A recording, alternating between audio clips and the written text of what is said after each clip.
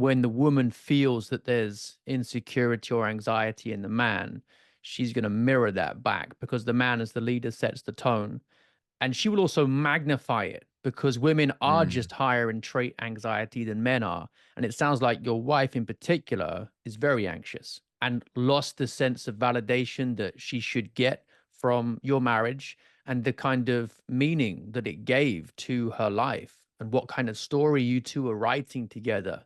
Because the marriage should be like a spiritual story that is an adventure that you are the one really leading. You're driving the plot as the husband, the head of the family. The kids have a role into it too. And she actually flourishes into her femininity fully in that. Doesn't have to look to spirit guides and teal swan videos to find that kind of meaning and value and purpose. It's all there in the nexus of the family because that's what God's design for marriage is. She's felt detached from that somehow and destabilized, and now she wants to blow herself into smithereens and be put together in some new form that she didn't even know about.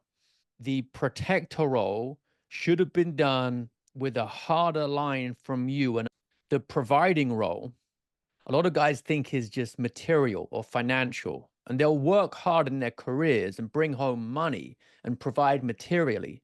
But on a deeper level, what the woman really wants for providing is actually the emotional providing, the psychological providing, so she can actually feel fully connected to the man.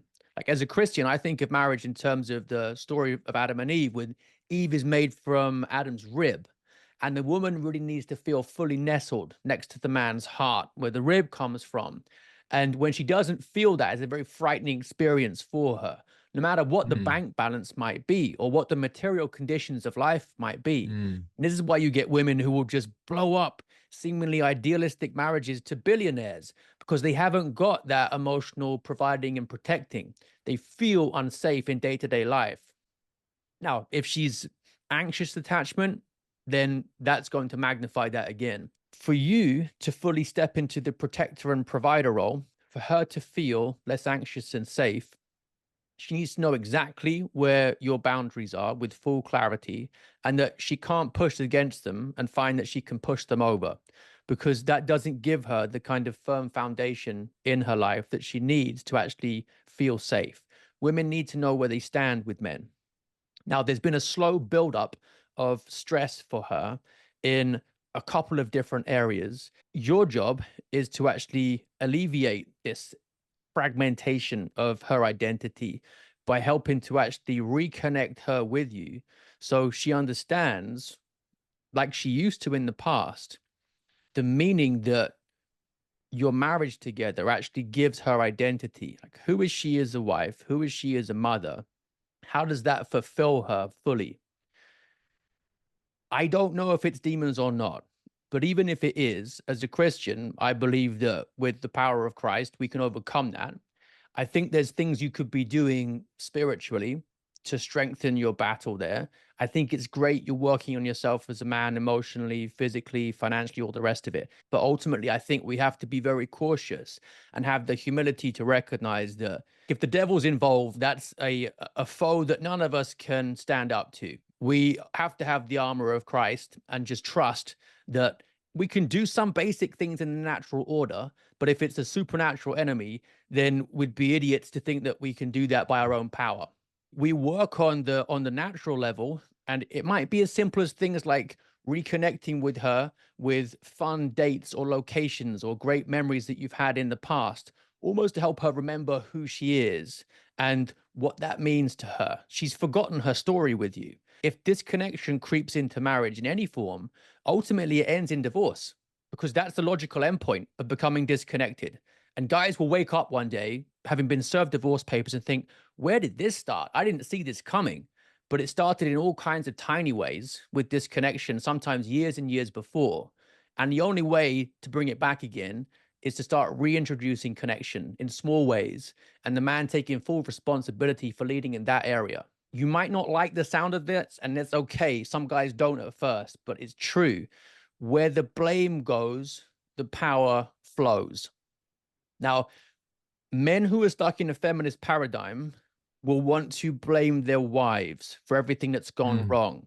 And that only emasculates them because it means that the woman is the one who's had the power the whole time. She's been leading, she's the one leading now, and the man has to wait for her to fix things.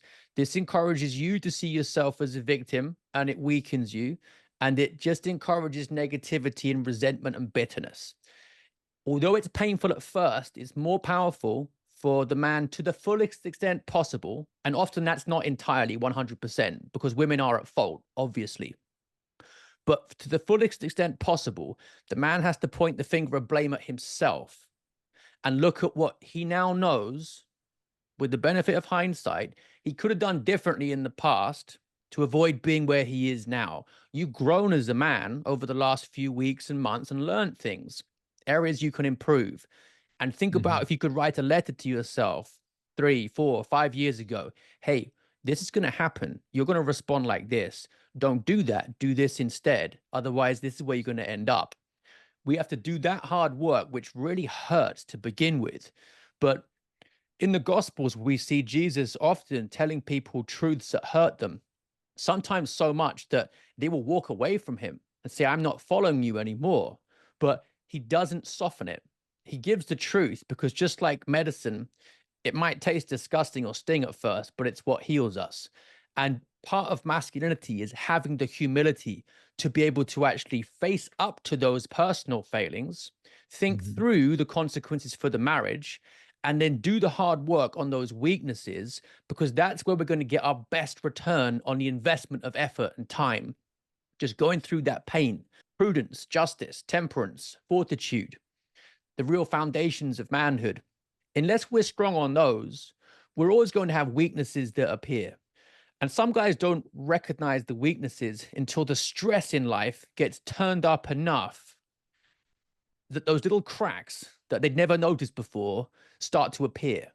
The trouble is, we can't ever really get anywhere good by conceding ground to evil, because when it takes territory like that, it builds momentum and it learns something about you as its adversary. And sometimes the appeasement just invites further attack. And it also weakens you because you get used to that habitually. You're building something in your character where you say one thing and then you will back down. So that's damaging for your integrity and your masculinity as well. Your marriage has got like two levels to it, according to Christian teaching. There's the natural purpose of it, which is procreation, be fruitful, multiply, have a family, raise your kids, teach them the faith. And then there's the supernatural level to it as well, which is that you and your wife are the real bedrock of the marriage.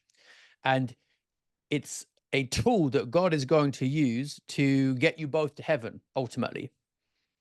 Like the husband and the wife are supposed to help each other on their spiritual adventure through life to get to the ultimate destination, which is heaven with God. And it can be a very hard road. And we get all kinds of difficult struggles, like the one that you're going through right now, some of which sometimes seems like we can't possibly make it through.